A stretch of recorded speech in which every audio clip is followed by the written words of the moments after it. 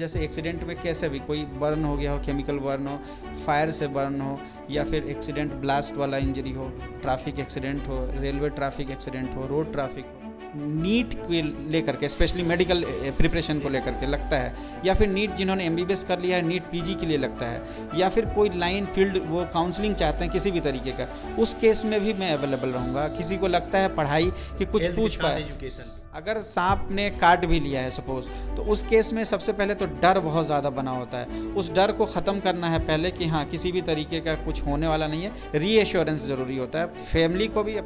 Young generation में जो heart attack के रिस्क बढ़ रहे हैं पोस्ट कोविड भी, कोरोना के बाद, या कि कुछ भी सीने में दर्द हो रहा है तो लोग यंग लोग बच्चे यंग लड़के लड़कियाँ सोचते हैं कि हार्ट अटैक नहीं हो गया। तो अवेयरनेस के साथ साथ वो भी मैं आपको फुल सपोर्ट और मैं अपनी। नमस्कार, आदाब, आप सभी का स्वागत है। मेरा नाम समीर हाशमी है। इस वक्त हमारी मौजूदगी हसनपुरा में है। हसनपुरा नगर पंचायत कह लें या हसनपुरा प्रखंड कह लें।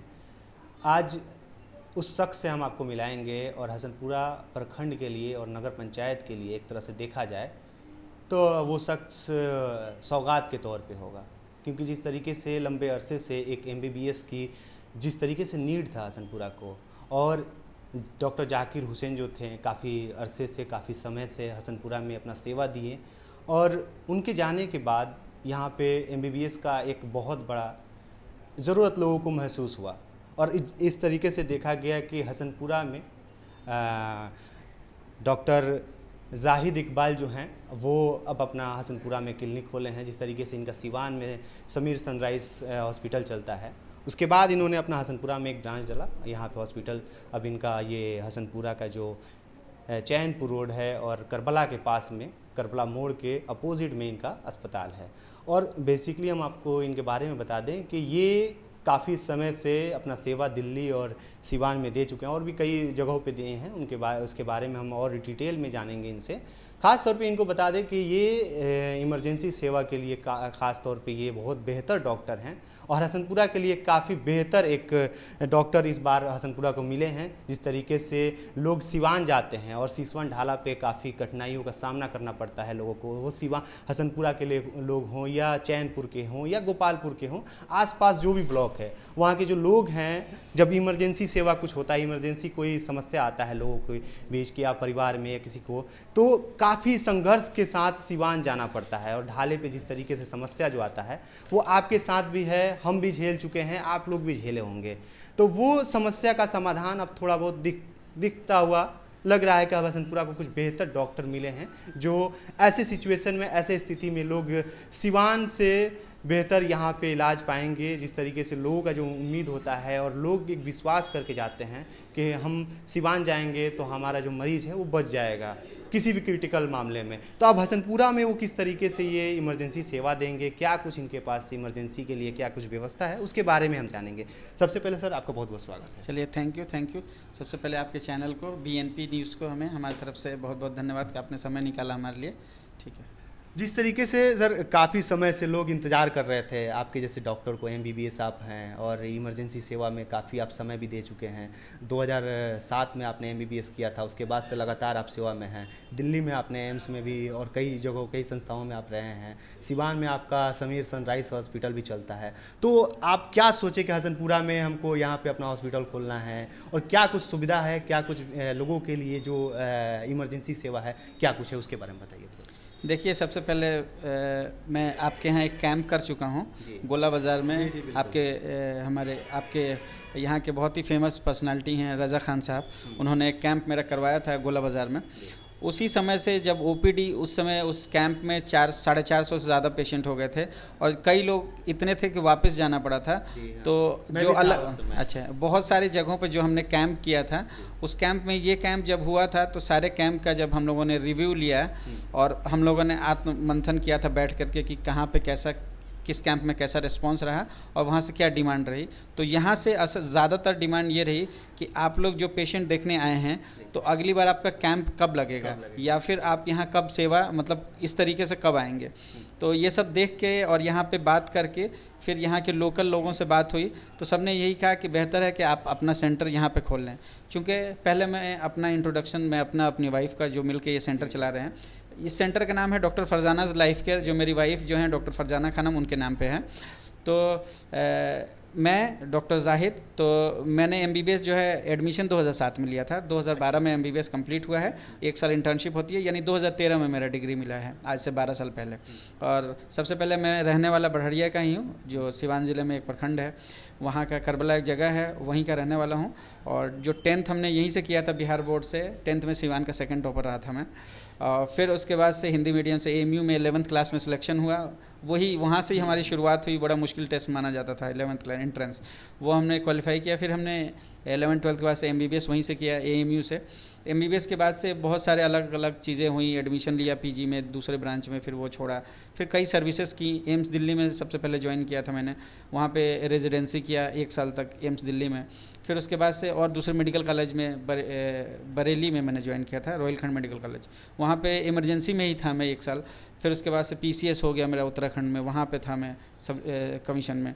फिर उसके बाद से फिर मैंने अल्टीमेटली पीजी एडमिशन लिया था अपोलो में। उसके बाद 3 साल 2019 में मेरा पीजी कंप्लीट हुआ है, पोस्ट ग्रेजुएशन। मेरा विभाग जो है इमरजेंसी एवं क्रिटिकल केयर है, emergency and critical care.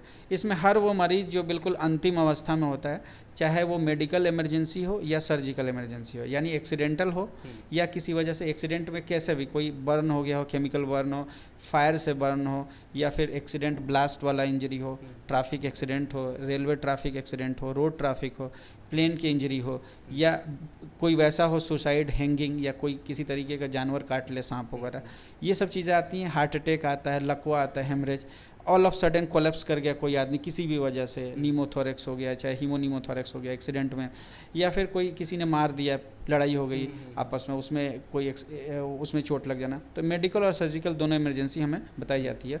Emergency वालों की पोस्टिंग जो है वो क्रिटिकल केयर यानी आईसीयू में भी लगती है, तो हमारा वही एक्सपोजर रहा है। बट वहाँ 2019 के बाद से मैंने जो अलग अलग हॉस्पिटल्स में काम किए, पहले दिल्ली में ही हमने, दिल्ली में जब अपोलो छोड़ा तो मैक्स है साकेत में, मैक्स हॉस्पिटल, वहाँ किया था क्रिटिकल केयर में, आईसीयू जाता था। फिर आईबीएस लाजपत नगर में institute of brain and spine है, हमारा स्कॉट्स हार्ट जुलेना में है, वहाँ कार्डियोलॉजी डिपार्टमेंट में तो रहा। वहीं सामने में होली फैमिली है, ठीक है, उसमें किया एसआरशिप। दिल्ली में अलशिफा हॉस्पिटल है, वहाँ एसआरशिप किया था मेडिसिन विभाग में। फिर उसके बाद से मैं ultimately Asian institute of medical sciences Faridabad में, उन लोगों ने हायर करके मुझे संभल ज़िले में भेजा था। वहाँ मैं फिजिशियन था और डायलिसिस देखता था, हेड करता था डायलिसिस को, तो एज ए फिजिशियन काम किया। फिर पिछले 3.5 साल से मैं बलिया में अशरफी हॉस्पिटल में रहा हूँ as a physician, emergency physician भी था, जनरल फिजिशियन, और डायलिसिस भी हेड करता था। तो वो 3 साल 3.5 साल रहे, जहाँ इको वगैरह की फैसिलिटीज़ थी, इको भी करता था। तो ये सब काम करने के बाद से जो पिछले 12-13 साल का अनुभव है एमबीबीएस के बाद, उन सब को लेकर के हम लोग सिवान आए कि अपना शहर है, यहीं सेवा देंगे। तो मैं और मेरी पत्नी जो कि एमबीबीएस अलीगढ़ से ही हैं, एमडी उनका पल्मोनोलॉजी रेस्पिरेटरी मेडिसिन से है, रेस्पिरेटरी मेडिसिन से एमडी यहाँ सिवान छपरा गोपालगंज में वो अकेली हैं। डीएनबी एक डॉक्टर हैं, लेकिन एमडी अकेली वो हैं। इसकी पढ़ाई बिहार में नहीं होती थी, अब शुरू हुई है आईजीएमएस वगैरह में, तो वो देख रही हैं, उनका भी पल्मो एंड क्रिटिकल केयर है वो भी, तो दोनों फिजिशियन ही हैं हम लोग। तो हमने सोचा कि दोनों मिल के एक जगह काम कर रहे हैं समीर सनराइज़ में, तो ऐसा कि एक आदमी जगह चेंज कर ले, और यहाँ से डिमांड जा रही थी, तो जो और जगहों का हमने सोच विचार किया, तो बाकी बढ़िया मेरा घर पड़ता है, वहाँ से सिवान पेशेंट आ जाता है, वो रास्ता बिल्कुल खुला हुआ है। इधर की तरफ से ढाले की वजह से बहुत परेशानी थी, तो कई लोग ऐसे थे जो एक्सपायर भी हो गए, किसी का हार्ट अटैक है, 16 किलोमीटर तक पहुँचना, फिर अंदर टाउन में जाना। तो सब कुछ समझने के बाद मैंने यहाँ का डिसीजन लिया, जिसके लिए यहाँ लोकल जो जनप्रतिनिधि लोग थे, इनका काफ़ी सपोर्ट मिला, डॉक्टर्स भी हैं उनका सपोर्ट मिला, और यहाँ के कुछ स्टूडेंट्स मेरे दोस्त हैं जो साथ में एमयू में पढ़े हैं, उनका भी सपोर्ट कि आप आइए, ये ज़रूरत है यहाँ की। तो इसको देख करके हमने डॉक्टर फरजाना लाइफ केयर के नाम से ही शुरू किया है। यहाँ पे हम लोग जो है 22 तारीख को संडे को इनॉग्रेशन हुआ था। अभी यह है कि जो सर्विस रहेगी यहाँ पे दिन में, अभी तो हम दिन में सुबह 9 बजे से 7:30-8 बजे रात तक रह रहे हैं, लेकिन बहुत जल्दी विद इन अ वीक जब सारी चीज़ें मेटेरियलाइज हो जाएंगी, तो डायलिसिस जो हमारा शुरू हो रहा है 30 तारीख को डायलिसिस हो जाएगा। तो यहाँ सबसे बड़ी चीज़ डायलिसिस होगी, जो कि 24 घंटे रहेंगे, उसके स्टाफ यहाँ पे खुद रहा करेंगे, हॉस्पिटल प्रीमाइसेस में ही रहेंगे, तो डायलिसिस हो गया। दूसरी चीज़ जो हमारे पास है, जो वहाँ जो हम लोग कर रहे हैं क्रिटिकल इमरजेंसी में जिसकी ज़रूरत पड़ती है, चाहे वो ऑक्सीजन की व्यवस्था हो, यहाँ पे ऑक्सीजन सिलेंडर हर टाइम रहेगा, एक एम्बुलेंस बाहर खड़ा रहेगा, वो भी इस हफ्ते में वो भी बाहर खड़ा रहने लगेगा हर टाइम। इसके अलावा जो हम कमरा बना रहे हैं आईसीयू के लिए, उसमें बाईपैप मशीन, जो छोटे वेंटिलेटर जिसको बोलते हैं बाईपैप सीपैप, वो रहेगा। एक वेंटिलेटर हम लोग सोच रहे हैं कि डायलिसिस में हो सकता है ज़रूरत पड़ जाती है, तो एक वेंटिलेटर यहाँ के लिए रख लेंगे, वो भी बहुत बड़ी बात होगी कि यहाँ एक वेंटिलेटर रहेगा, ठीक है। इसके अलावा जो मॉनिटर्स हैं, बड़े बड़े मॉनिटर्स हैं, आप उन्हें विजुअल्स में दिखाइएगा, जो 5 पैरा मॉनिटर्स हैं, 3 पैरा मॉनिटर्स हैं, हर तरीके की वो चीज़ें हैं। और हम लोग जो स्टाफ यहाँ रिक्रूट कर रहे हैं, जो कि लगातार यहाँ पे न्यूज़ चैनल में दिखाया जा रहा है, हम आपसे भी रिक्वेस्ट करेंगे कि रिक्रूटमेंट के लिए स्किल्ड स्टाफ हमें चाहिए, तो कोई ऐसा हो जो स्किल्ड हो, काम किया हो, वो आकर के संपर्क करें हमसे। तो हम लोग वैसे स्किल्ड स्टाफ रखेंगे जो कि किसी भी इमरजेंसी को मैनेज करने में जो मेरा हेल्प भी करेगा, और वो खुद भी एक्सपर्ट होगा कि अगर इन केस मैं किसी और में लगा हूँ तो उस केस में वो कहीं और लग जाए, क्योंकि यहाँ पे बहुत सारे केसेस हैं एक्सीडेंटल या फिर वैसी इमरजेंसी।